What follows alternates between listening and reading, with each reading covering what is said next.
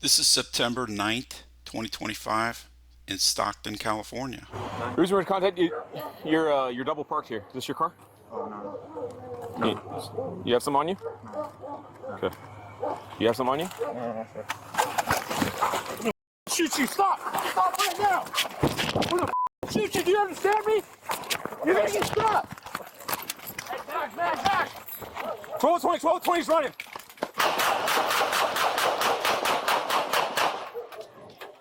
Shots fired! Officers ended up rendering medical aid to the suspect, and an ambulance was contacted, responded to the scene, and transported the suspect to an area hospital. The suspect was later pronounced deceased. You're double parked. George Territory will be on a 902 Delray Court with one. You have some on you? You have some on you? Shoot you! Stop! Stop right now! Shoot you! Do you understand me? You're gonna get shot!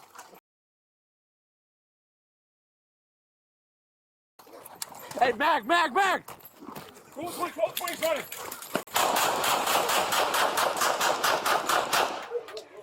George 33, shots fired!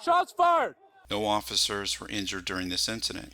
Hey guys, retired Lieutenant Todd Heaton here with Humilitas First. The reason we're in contact, you're double parked here. Is this your car?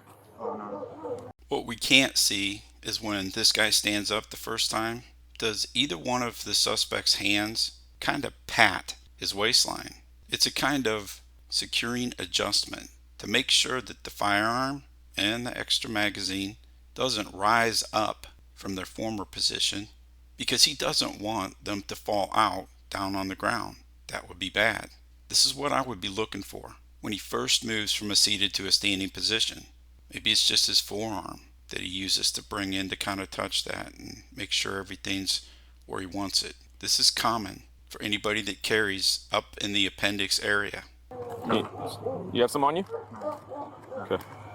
You have some on you? We see this officer reach down to do a pat check at this guy's waistline, and it's my best guess that this guy did reach up there and touch that area, which means this officer is switched on and paying attention. As a result of that quick pat, you see the unjust criminal aggressor is going to lean forward, and he's coming out of the car. He's going to stand up. There are principles relating to winning deadly force encounters that cannot and will not be seen if I was to exclude breaking down police citizen encounters. Yes, part of it is I do want to give back to the law enforcement community that gave so much to me, that I was raised in. And yes, there are massive distinctions between how law enforcement conduct business and civilians as it relates to unjust criminal aggressors. Whatever it is that they saw or intel that they had, it's no coincidence that they're both thinking the same thing here. Primarily, law enforcement, they lawfully engage in things like stopping, detaining, pursuing, securing, and arresting bad guys.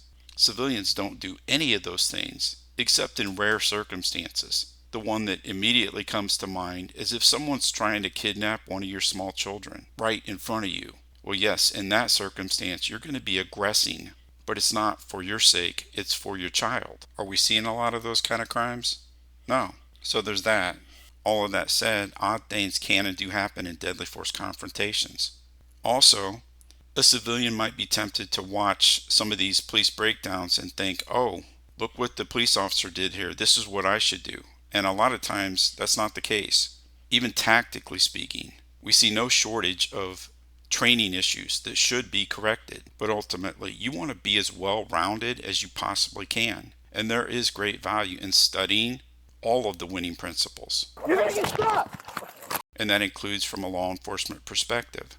This guy's extra magazine has fallen to the ground, and that's something that the officers would likely have heard and understood. Listen close, you'll hear the officer say mag. Hey, back! Look at this guy's right hand reaching to the front of his waistline. See the 90-degree bend at his elbow? Things are developing, spinning up in a very life-threatening manner. Here we see the unjust criminal aggressor's gun falling to the ground. The officers are going to hear that very distinct noise when it hits the ground as well. 12-20's running! 2 points. The first point is the officer is yelling into his radio that this guy is running. Why are you doing that? In my mind, this is a training issue. Whatever happens here in the next few seconds, it's gonna happen. And there ain't nobody coming to solve this problem for you. So maybe stop worrying about telling dispatch what's happening. In the civilian world, this would be akin to trying to call 911 at this particular moment. Until this developing threat is resolved, good, bad, or ugly, it's up to you to solve this problem.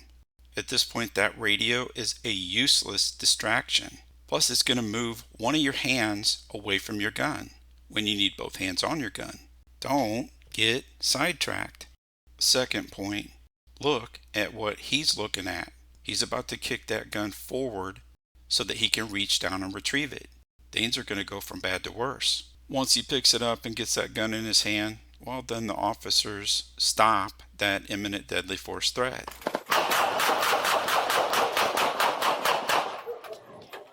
Shots fired, shots fired. For the one or the two critics who like to point out that real gunfights, well, they don't go in slow motion with pauses.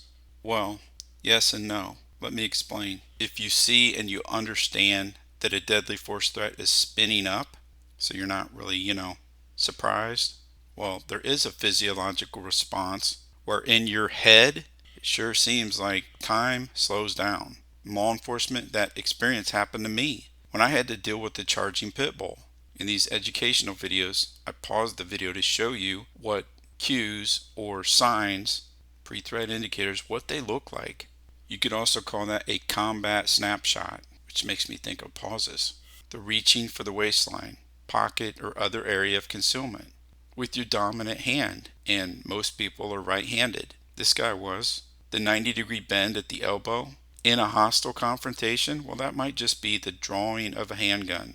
Yes, things happen fast at the speed of life. But if you see these signs, these cues, these pre-threat indicators, if you see them enough times, eventually you become convinced. Situational awareness means nothing if you don't know what to look for. These cues, these pre-threat indicators, they're like signposts along the highway. They inform you what direction this deadly force encounter is headed.